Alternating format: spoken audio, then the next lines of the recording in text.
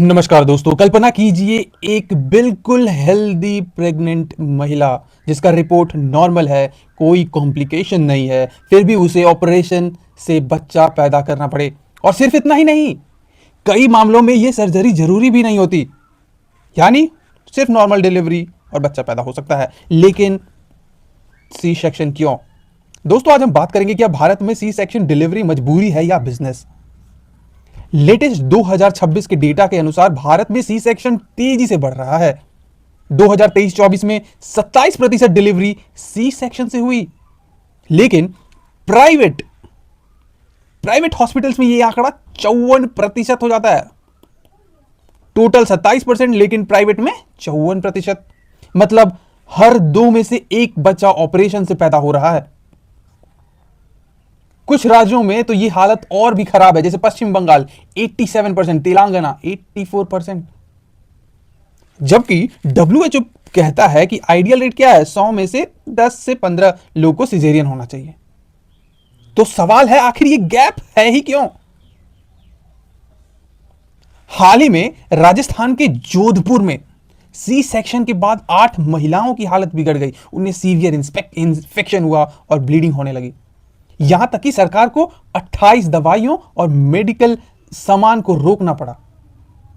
किसके चलते? Severe infection हुआ, सी सेक्शन के बाद ब्लीडिंग हुआ, एक नॉर्मल महिला को, जिसे सी सेक्शन जरूरी भी नहीं था।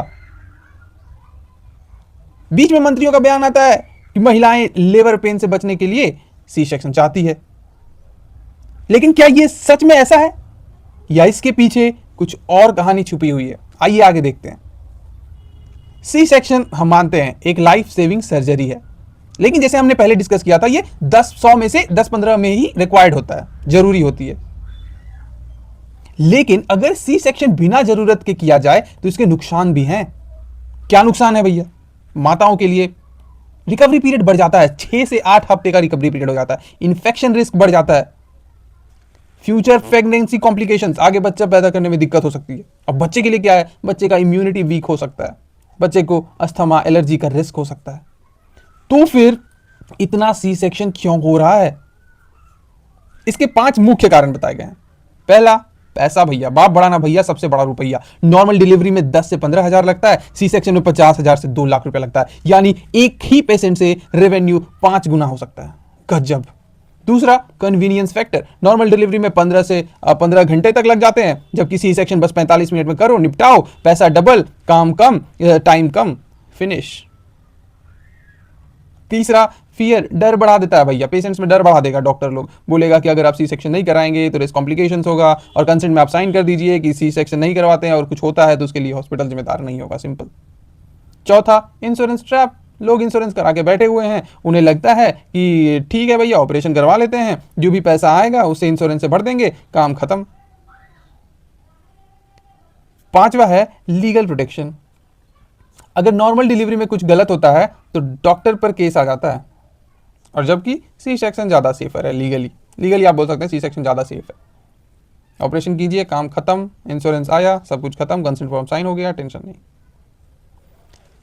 आगे देखते हैं। 2026 के डेटा के अनुसार प्राइवेट हॉस्पिटल में 54% सी सेक्शन हो रहा है, जबकि सरकारी अस्पताल में ये 16 से 17% ही है।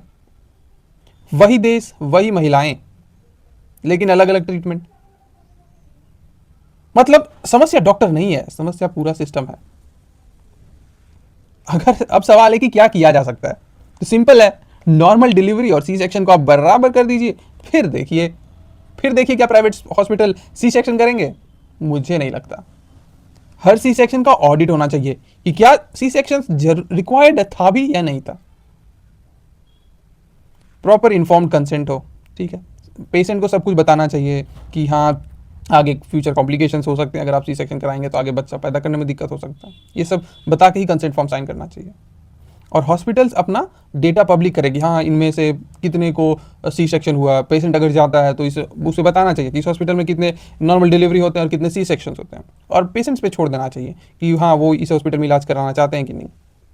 पेशेंट्स को अवेयर होना पड़ेगा, हमको, आपको, सबको अवेयर होना पड़ेगा। सिस्टम बदलेगा, जब हम बदलेंगे तभी सिस्टम में बदलाव आएगा। अगली बार आप जब भी डिलीवरी करने जाएं, हॉस्पिटल जाएं, तो बस एक सवाल जरूर पूछें, यहाँ का नॉर्मल डिलीवरी रेट कितना है। अगर जवाब साफ ना मिले तो समझ जाइए भैया कुछ तो झोल है, और उस अस्पताल से 9-2-11 होकर निकल लीजिए। अगर आपको ये वीडियो इन्फॉर्मेटिव लगा तो लाइक कीजिए, शेयर कीजिए और सब्सक्राइब कीजिए। मिलते हैं आपसे अगले वीडियोस में, तब तक के लिए ज़िंदगी के मजे लेते रहिए।